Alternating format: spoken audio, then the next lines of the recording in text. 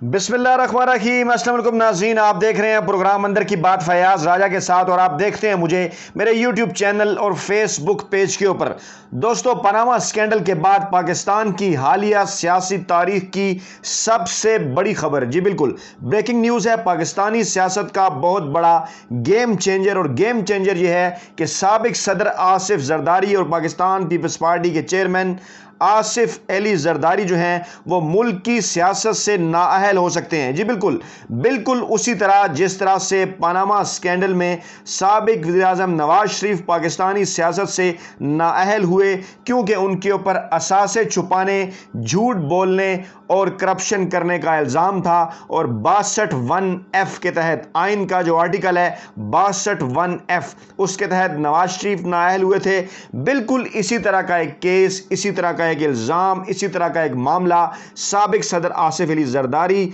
और peoples party के chairman Asif Ali Zardari के हवाले से सामने आया है। और यह पाकिस्तान की मुल्क की जो सियासत है उसका एक बड़ा गेम चेंजर साबित हो सकता है। इसे पनामा 2 करार दिया जा रहा है कि जैसे नवाज शरीफ का पनामा था, बिल्कुल वैसे ही आसिफ जरदारी का यह पनामा है। इस हवाले से इस वीडियो के अंदर तमाम तर तफसीलात आपके सामने रखेंगे। पहले आपकी खिदमत में वो खबर पेश करेंगे जो इस हवाले से सामने आई है, और उसके बाद इसके बैकग्राउंड में जो तमाम तर तफसीलात हैं और जरदारी, आसिफ जरदारी कैसे नाअहल हो सकते हैं इस केस के अंदर, वो तफसीलात आपको बताएंगे। खबर जनाब ये आई है कि आसिफ जरदारी के खिलाफ प्रॉपर्टी का एक नया केस जो है वो निकल आया। जो कुछ रिपोर्ट हुआ वो कुछ इतना ज़्यादा नहीं है, एक छोटी सी खबर है, वो आपकी खिदमत में पेश करते हैं। लेकिन फिर इसके ऊपर जब हमने इन्वेस्टिगेट किया, जब कुछ मज़ीद मालूमात हासिल की, तो ये मामला जो है वो बिल्कुल पनामा के रुख की जानिब जाता हुआ नजर आ रहा है और आसिफ अली जरदारी शदीद मुश्किलात का शिकार हो जाएंगे। बिल्कुल मियां मोहम्मद नवाज शरीफ जो पाकिस्तान के साबिक वज़ीर-ए-आज़म थे, उनकी तरह पाकिस्तान के साबिक सदर आसिफ जरदारी भी आईनी और कानूनी माहिरीन के मुताबिक नाअहल हो सकते हैं। मामला क्या है? मामला यह है कि पाकिस्तान पीपल्स पार्टी के रहनुमा और साबिक सदर पाकिस्तान आसिफ जरदारी के खिलाफ प्रॉपर्टी का एक और केस निकल आया। कौमी एहतसाब ब्यूरो ने न्यूयॉर्क में आसिफ जरदारी के मुबैना अपार्टमेंट की तहकीकात शुरू कर दी हैं। मैनहट्टन का ये इलाका है, मैनहट्टन न्यूयॉर्क, यहाँ पे आसिफ जरदारी का एक अपार्टमेंट है। उसके हवाले से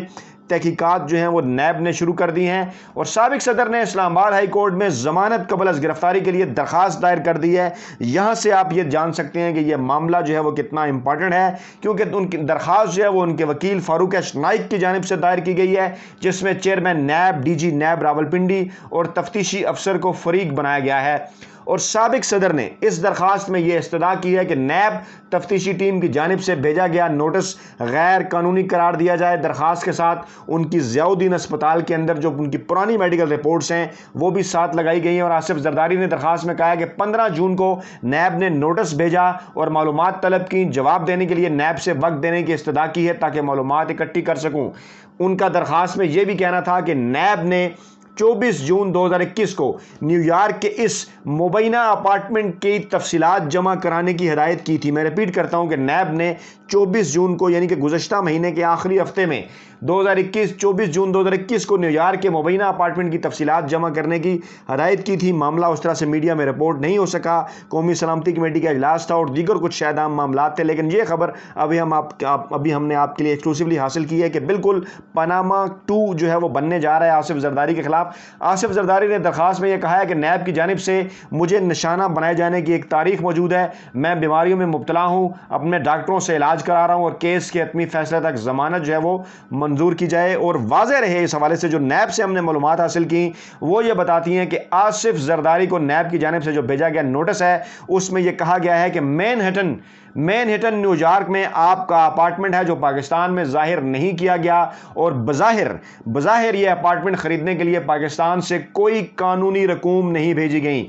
यानी कानूनी रकूम अगर नहीं भेजी गई तो फिर मामला क्या है? क्या ये मामला जो है वो मनी लॉन्ड्रिंग का है? इस हवाले से जब मजीद कुछ तफसीलात इकट्ठी करने की कोशिश हमने की तो जो चीज़ें सामने आई वो कुछ यूँ हैं कि मैनहट्टन की ये जो जायदाद है ये 2007 से आसिफ जरदारी के नाम है और इस पर पनामा तर्ज का जो کیس ہے وہ آصف زرداری کے اوپر جو ہے وہ بن سکتا ہے، کیونکہ مین ہٹن کی جائیداد ڈائریکٹ آصف زرداری کے نام ہے، وہ اس کے براہ راست مالک ہیں، اور پراپرٹی کی جو پارکنگ لاٹ ہے، اس پراپرٹی کی جو پارکنگ لاٹ ہے وہ بھی آصف زرداری کے نام ہے، اور آصف زرداری نے مین ہٹن کی یہ جو جائیداد ہے اپنے گوشواروں میں ظاہر نہیں کی۔ یہ ایک بڑا معاملہ ہے، الیکشن کمیشن کے ریکارڈ کے مطابق بھی یہ پراپرٹیز وہاں ظاہر نہیں کی گئیں۔ جب وہ صدر پاکستان بنے، پاکستان کے پریزیڈنٹ کے عہدے پر فائز ہوئے، تو اس وقت بھی انہوں نے یہ پراپرٹی جو ہے وہ ظاہر نہیں کی۔ اس کے ساتھ ساتھ دبئی میں بھی ان کی جو ہے وہ کچھ پراپرٹی کا انکشاف ہوا۔ ان کی دبئی میں انہوں نے صرف ایک جو اپنی پراپرٹی ہے وہ ظاہر کی تھی، لیکن یہ مصدقہ اطلاعات ہیں کہ جے آئی ٹی جو ہے وہ اس کے اوپر اگر بنتی ہے، اس کے اوپر اگر کچھ جو ہے وہ اہم ترین انویسٹیگیشنز کی جاتی ہیں، جیسے ماضی میں اس حوالے سے جے آئی ٹی بنی تھی اور تحقیقات ہوئی تھی، اور اب بھی یہ اطلاعات ہیں کہ اگر جے آئی ٹی بنتی ہے تو ایسی رپورٹ سامنے آئیں گی کہ جے آئی ٹی کو جعلی اکاؤنٹس اور بینیفیشریز کا جو پتہ لگانے کا اگر ہدف دیا جائے تو اس کو اس میں کامیابی ملے گی، اور آصف زرداری کے خلاف جو ہے وہ نواز شریف جیسا فیصلہ متوقع ہے، کیونکہ آئین کے تحت جو منتخب نمائندے ہیں ان کو اپنے اثاثے بتانے ہوتے ہیں، جبکہ آصف زرداری کے جو گوشوارے ہیں ان میں ان اپارٹمنٹ کا کسی طور پہ بھی کوئی ذکر نہیں ہے۔ اور یہ بھی اطلاعات ہیں کہ سابق حکمران، جی بالکل سابق حکمران یعنی پیپلز پارٹی کے جو حکمران ہیں، اس حوالے سے ایک تفصیلی ویڈیو بھی آپ کے سامنے ہم رکھیں گے کہ فریال تالپور اور دیگر لوگوں کا اس کے اندر کیا کردار ہے، لیکن یہ بڑی ہوش ربا تفصیلات ہیں مین ہٹن کی اس جائیداد کے حوالے سے کہ سابق حکمران لانچوں میں پیسے لے کر جانے میں ملوث رہے ہیں، اور جن چیزوں کا پتہ چل رہا ہے حکومت کو وہ بڑی ہی حیران کن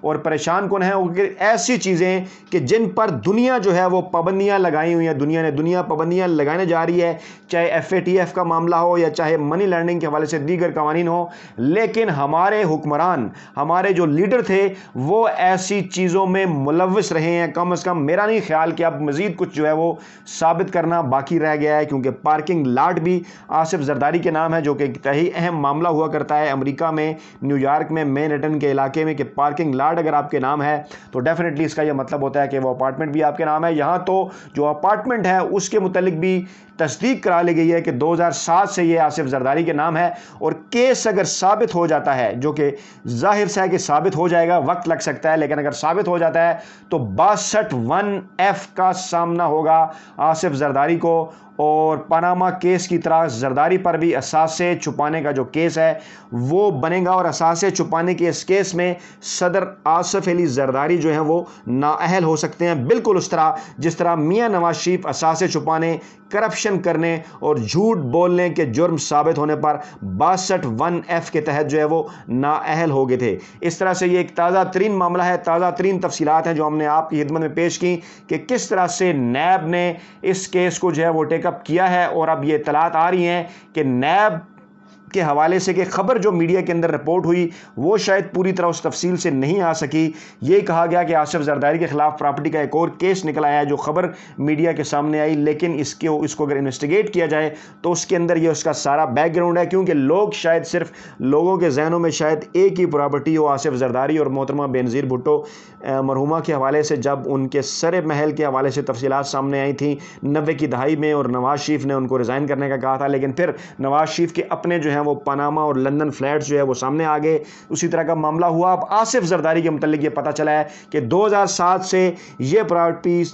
یہ جو اپارٹمنٹ ہے مین ہٹن کے اندر، نیو یارک کے اندر، یہ پراپرٹی صدر آصف علی زرداری کے نام ہے، لیکن نہ ہی انہوں نے اپنے گوشواروں میں اثاثوں کے اندر ظاہر کی الیکشن کمیشن میں، جو کہ ظاہر کرنا ضروری ہوتا ہے، نہ ہی صدر بنتے وقت انہوں نے یہ ظاہر کیا، اور نہ ہی یہ بظاہر نظر آ رہا ہے کہ اس اپارٹمنٹ کی خریداری کے لیے، اس پراپرٹی کی خریداری کے لیے پاکستان کے بینکنگ چینل سے یا پاکستان کے جائز جو ذرائع ہیں اس ذرائع سے رقم جو ہے وہ پاکستان سے باہر بھجوائی گئی ہو، جس کے بعد ایک یہی صورت سامنے آتی ہے کہ یہ جو اپارٹمنٹ خریدے گئے ان کے پیچھے ضرور جو ہے وہ منی لانڈرنگ ہے، اور اگر یہ ثابت ہو جاتا ہے اور وہاں پر ان کے جو ہے وہ یہ فلیٹ جو کہ ان کے نام ہیں،